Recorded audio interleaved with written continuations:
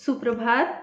आज मैं कक्षा 7 के विद्यार्थियों को उनके अर्धवार्षिक पाठ्यक्रम की पहली कविता उठो धरा के अमर सपूतों पढ़ाएंगे, जिसके रचयिता श्री द्वारिका प्रसाद माहेश्वरी जी हैं। तो सबसे पहले मैं कवि परिचय की तरफ चलती हूँ।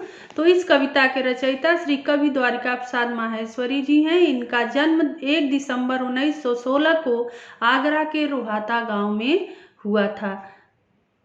बच्चों के कवि सम्मेलन का प्रारंभ और प्रवर्तन करने वालों के रूप में इनका योगदान अविस्मरणीय है। इन्होंने शिक्षा के व्यापक प्रसार और स्तर के उन्नयन के लिए अथक प्रयास किए। इन्होंने आगरा को अपना काव्य क्षेत्र बनाया। केंद्रीय हिंदी संस्थान को ये एक तीर्थ स्थान मानते थे। ये एक गृहस्थ संत थे।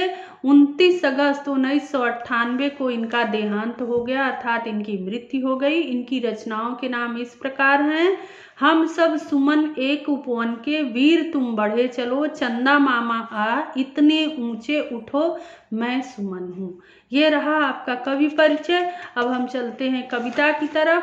परंतु कविता पढ़ाने से पहले मैं आप सबसे ये अनुरोध करती हूँ कि आप जो इस हिंदी साहित्य का जो पहला पेज है, पेज नंबर 1 पे जो कविता लिखित है उठो धरा के अमर सपूतों को खोलिए और उसके हर पंक्ति पर ध्यान देंगे, तभी आप इस कविता को अच्छी तरह से समझ पाएंगे। मैं हर एक पंक्ति को पढ़ती जाऊंगी, उसके साथ में उसके अर्थ को भी बताती जाऊंगी।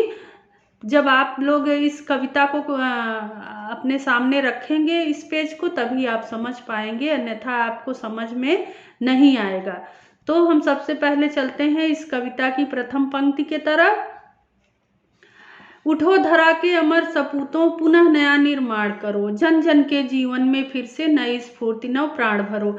कवि कहता है कि हे धरा के अमर सपूतों, हे देश के युवाओं, उनको आह्वान करते हुए कवि कहता है कि हे मातृभूमि के वीर सपूतों, उठो और उठकर अपने देश के पुनः नवनिर्माण के कार्यों में जुट जाओ। युगों युगों से हमारा देश गुलामी की जंजीरों में जकड़ा हुआ है। हमारे देशवासियों के मन में निराशा की भावना भर गई है। इसलिए अपने कर्तव्यों का पालन करते हुए देशवासियों में एक बार फिर से आशा की नई किरण भर दो, उनमें एक नई ताजगी प्रदान कर दो। नया जीवन का तुम संचार करो, जिससे हर कोई अपने देश के निर्माण में जुट जाए।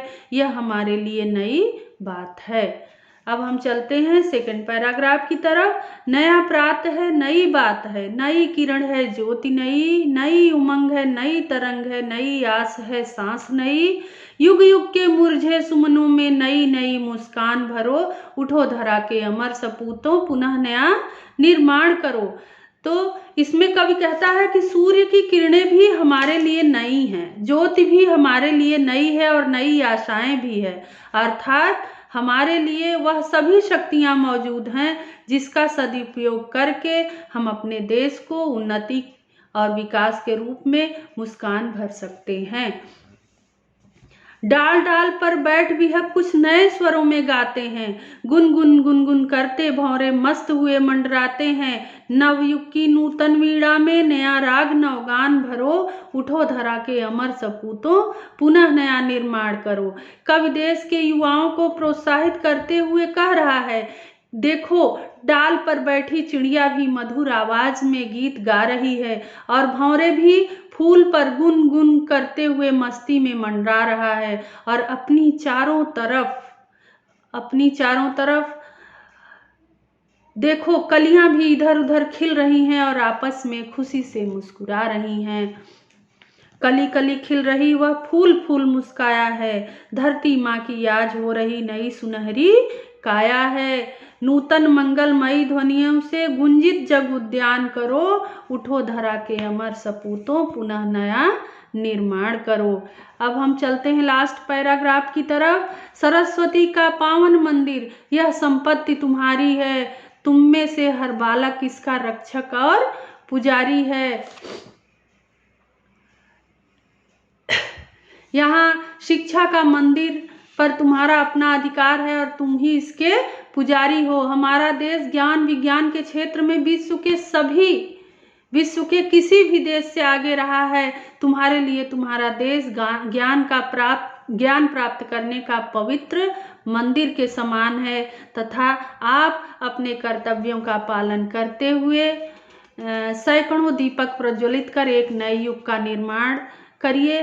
अर्थात ज्ञान के प्रकाश को तुम इतना फैलाओ कि कोई दूसरा ज्ञान बैठा न रहे। हमारे लिए शिक्षा बहुत जरूरी है। ऐसा न हो कि ज्ञान के अभाव में एक बार फिर से किसी अन्य शक्तियों का गुलाम बन जाएं। इसलिए कवि बार बार आपसे आग्रह कर रहा है, उठो मेरे देश के वीर सपूतों, अपने देश का पुनः निर्माण करो। धन्यवाद। मैं इस कविता का भावार्थ आपको इस वीडियो के माध्यम से सेंड कर रही हूँ और इससे संबंधित सारे प्रश्नों के उत्तर अभ्यास मैं आपको PDF के माध्यम से सेंड कर दूंगी। धन्यवाद।